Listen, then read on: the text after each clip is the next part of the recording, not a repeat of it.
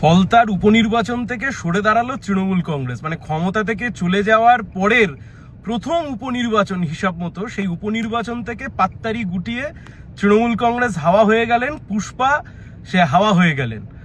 কিসের জন্য এত তাড়াতাড়ি হাওয়া হয়ে যেতে হলো? যদিও বা অফিসিয়াল ভাবে নমিনেশন উইথড্র করবার ডেট পেরিয়ে গেছে, ফলে কিভাবে উইথড্র ওরা করেছে সেটা তৃণমূল কংগ্রেস বলতে পারবে। কিন্তু কিভাবে এই তৃণমূল কংগ্রেস দুর্দণ্ড প্রতাপ ডায়মন্ড হারবারের ভাইপো মডেল, ডায়মন্ড হারবার মডেল, গোটা ডায়মন্ড হারবার পার্লামেন্টারি কনস্টিটিউয়েন্সিতে 93টা গ্রাম পঞ্চায়েত আর 4টে পৌরসভা বিরোধী শূন্য করে দিয়েছে। এই জাহাঙ্গীর থেকে শুরু করে ভাইপোর মডেল, তার নাম দিয়েছিল, পোশাকি নাম দিয়েছিল ডায়মন্ড হারবার মডেল। আসলে যারা পুলিশের সাহায্য নিয়ে, গুন্ডার সাহায্য নিয়ে, টাকা অর্থবল নিয়ে মানুষকে দমিয়ে দিয়ে, মানুষকে ভয় দেখিয়ে যারা বিরোধী শূন্য করে দিনের পর দিন ভোটে জিতেছে, ক্ষমতা থেকে চলে যেতেই মানুষ যেহেতু পাশে নেই, তৃণমূল আজকে ল্যাজ গুটিয়ে পালিয়ে গেল।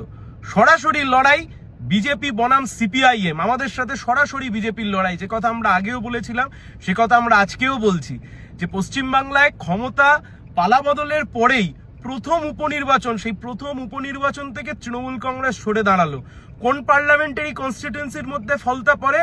ভাইপোর ডায়মন্ড হারবার পার্লামেন্টারি কনস্টিটিউয়েন্সির মধ্যে, যেখানে 2018 সাল 2023 সালের পঞ্চায়েতের নির্বাচনে একটাও কোথাও জেলা পরিষদের আসনে সিপিআইএম কে ক্যান্ডিডেট পর্যন্ত দিতে দেওয়া হয়নি।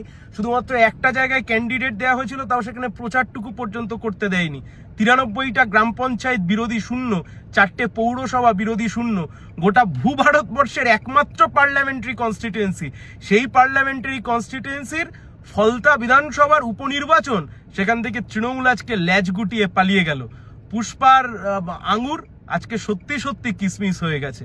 যারা গণতন্ত্র নিধন যজ্ঞে সামিল হয়েছিলেন, তারা আজকে গণতন্ত্রের উৎসব থেকে ল্যাজ গুটিয়ে পালিয়ে গেছেন। এই লড়াই সরাসরি বামপন্থী বনাম বিজেপিদের লড়াই।